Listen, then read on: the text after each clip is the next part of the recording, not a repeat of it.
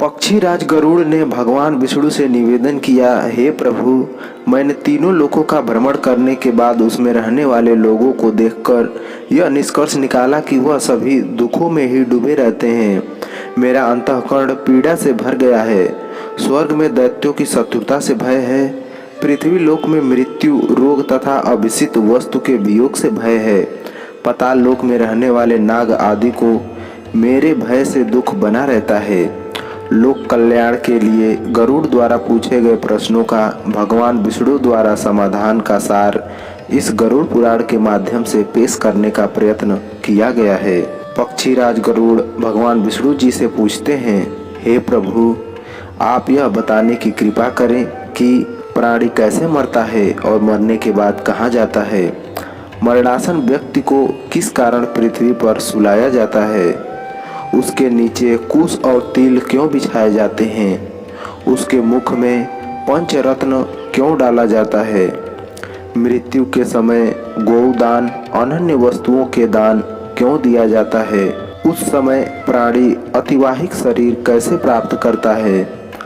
अग्नि देने वाले पुत्र पौत्र उसे कंधे पर क्यों ले जाते हैं। सौ में घी का लेप क्यों किया जाता है। सौ के उत्तर दिशा में यम सूतक का पाठ क्यों किया जाता है। मरे हुए व्यक्ति को पीने के लिए जल एक ही वस्त्र धारण करके क्यों दिया जाता है। सौ का दाह संस्कार करके उस व्यक्ति को अपने परिजनों के साथ बैठकर भोजन आदि क्यों नहीं करना चाहिए। मृत व्यक्ति के पुत्र 10वें दिन के पहले किस लिए 9 पिंडों का दान करते हैं। सौ का दाह संस्कार तथा उसके अनंतर जल तर्पण की क्रिया क्यों की जाती है। किस विधान से पितरों का पिंडदान देना चाहिए। उस पिंड को स्वीकार करने के लिए उनका आवाहन कैसे किया जाता है। दाह संस्कार के बाद अस्थि संचयन और घट फोड़ने का विधान क्यों है। 10वें दिन शुद्धि के लिए सभी परिजनों के साथ खाना तथा पिंडदान क्यों करना चाहिए। एकादश को पिंडदान करने का क्या प्रयोजन है। 13वें दिन पिंडदान आदि क्यों किया जाता है। वर्ष पर्यंत 16 श्राद्ध क्यों किए जाते हैं।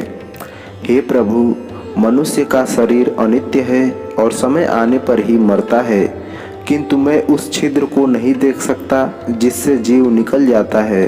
प्राणी के अपने जीवन काल में किए गए पाप, पुण्य, दान आदि शरीर के नष्ट हो जाने पर उसके साथ कैसे चले जाते हैं। मरे हुए प्राणी के लिए स्पिंदीकरण क्यों होता है।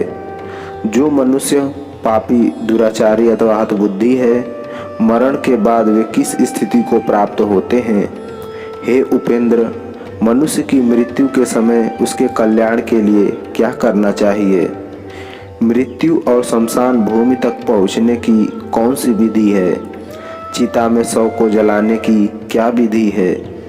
तत्काल तथा विलंब से उस जीव को कैसे दूसरी देह प्राप्त होती है। यमलोक को जाने के लिए वर्ष पर्यंत कौन सी क्रियाएं करनी चाहिए। दुर्बुद्धि अथवा दुराचारी व्यक्ति की मृत्यु होने पर उसका प्रायश्चित क्या है। पचखा आदि में मृत्यु होने पर पंचक शांति के लिए क्या करना चाहिए। बहुत से पापों को करने पर भी इस संसार को पार कर प्राणी आपको कैसे प्राप्त कर सकता है। हे देव, आप मेरे इस संपूर्ण भ्रम को विनिष्ट करने में समर्थ हैं। मैंने आपसे यह सब लोक मंगल की कामना से पूछा है, मुझे बताने की कृपा करें। श्री कृष्ण जी गरुड़ से कहते हैं, हे पक्षीराज, तुमने जो मानव कल्याण के लिए अपनी जिज्ञासा व्यक्त की है वह सर्वश्रेष्ठ है। अब इसका समाधान सुन। जब मनुष्य अपने पिछले जन्म के अच्छे बुरे कर्म के संचित परिणामों को भोगता हुआ और इस जन्म में कर्म करता हुआ मरणासन अवस्था को पहुंच जाता है तो शरीर में कई रोग उत्पन्न होते हैं। एक अचानक सर्प की भांति वह मौत के जकड़न में बंधता चला जाता है। वह घर में अस्यहीन, अपाहज, शारीरिक मानसिक पीड़ाओं से पीड़ित, फिर भी जीने की मन में इच्छा को लेकर दुखदायी जीवन व्यतीत करता है। जब मरणासन व्यक्ति की इंद्रियों का समूह व्याकुल हो जाता है, चेतन शरीर जड़ीभूत हो जाता है, तब अंतिम क्षणों में एक अलौकिक चेतना आती है जिसमें सभी लोग एक जैसे दिखते हैं।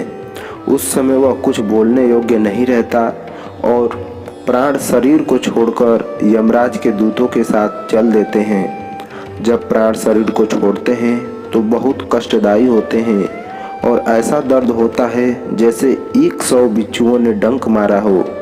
उसके मुंह से झाग बनती है और सारा मुंह थूक से भरने लगता है। उस समय जो प्राणी दुखात्मा होते हैं उन्हें यमदूत अपने पास बंधों में जकड़कर मारते हैं। जो अच्छे कर्मी होते हैं उन्हें स्वर्ग के पार्षद सुखपूर्वक अपने लोक को ले जाते हैं। विशाल शरीर वाले यमराज के दूतों को देखकर ही पापियों के मन में भय उत्पन्न हो जाता है। हाहाकार करता हुआ अंगूठे के नाप जितना मृत मनुष्य अपने घर को देखता हुआ यमदूतों द्वारा घसीटा हुआ रास्ते में अनेक यातनाएं सहता हुआ यमराज के सामने ले जाया जाता है। जीव अति भयानक यमराज की काया को देखता है और फिर उसके आदेश पर तुरंत वापस अपने मृत स्थान पर यमदूतों के साथ आ जाता है। वह वापस अपने शरीर में जाने की कोशिश करता है, पर यमदूत उसके गले में फंदा डाले रहते हैं। उसे भूख और प्यास बहुत सताती है और बहुत रोता है।